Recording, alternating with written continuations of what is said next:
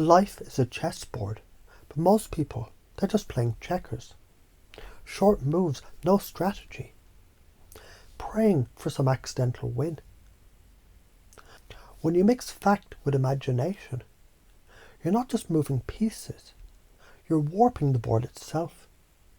You're bending space, so the other person wants to step into the square you've already planned for them. It's the same reason cliffhangers work in movies. Your brain is a messy little completion machine. It hates open loops. It's like a cat seeing a half-open cupboard. It has to know what's inside. That what if you plant. It's the dangling cupboard door. The human mind will scratch at it until it pops open. How do you already do this? When you flirt, you drop hints, but never give the whole picture. That tension, that's brain cocaine. When you tell a story and pause right before the big reveal, people lean in, literally lean in, because their nervous system is screaming, give me closure.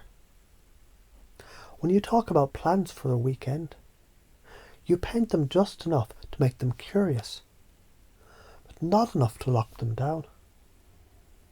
That's why they text back later. So what's the plan? How can you do this in new ways?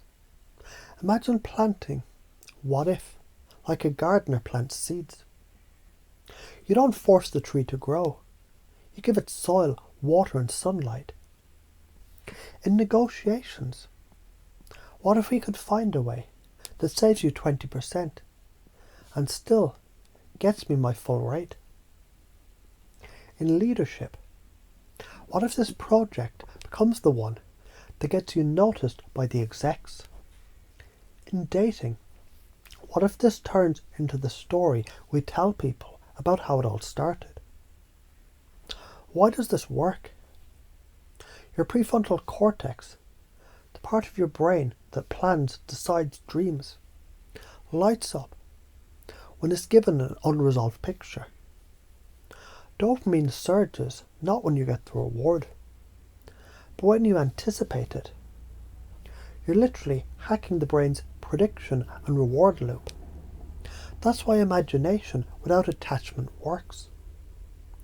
It keeps the dopamine tap open without the crash. Why is this important? If you don't learn this, you'll keep pushing people instead of pulling them. Push energy feels desperate. Pull energy feels magnetic. The difference between trying to sell your idea and having people beg to be part of it. This is the subtle dance between fact and possibility. If you don't do this, if you chain yourself to outcomes, you dam the river. Life stagnates. You force instead of flow. That's when shit feels heavy. Relationships feel needy. And opportunities dry up. But when you let the what-if wind catch your sails, you're cruising. And the funny thing about momentum, it brings new winds you didn't even see coming. So why you might be afraid to do it? Fear of being misunderstood. What if they think I'm manipulative? Fear of rejection. What if I open the loop and they never close it?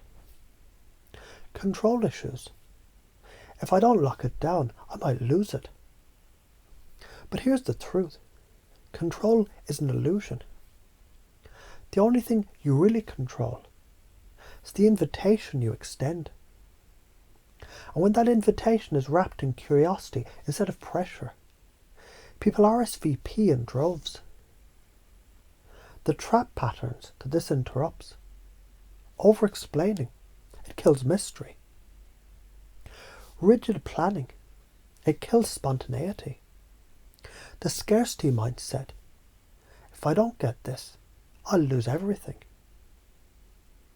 Instead, you're installing magnetic suggestion, open loop influence, detached playfulness. If someone values freedom, you say, I know you don't like feeling boxed in. That's why I'm just tossing this idea out there to play with. If someone values certainty, you say, we'll know exactly where this is going, but first, let's have some fun seeing what's possible. Both start where they are. Then you nudge them with your frame. Listen, life isn't about locking in every detail. That's how you suffocate it.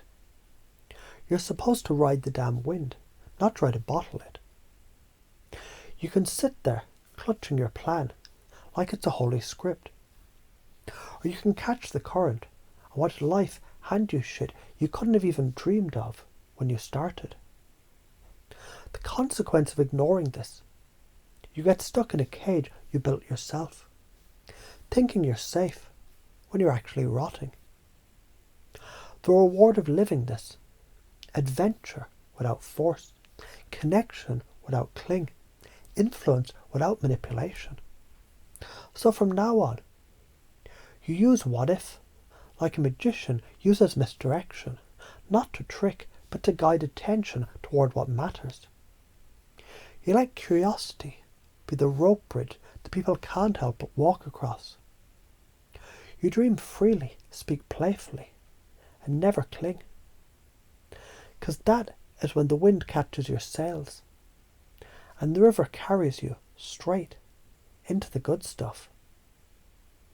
And you'll do it naturally, like breathing, 'cause from this moment forward, it's not a technique you try, it's the truth you live.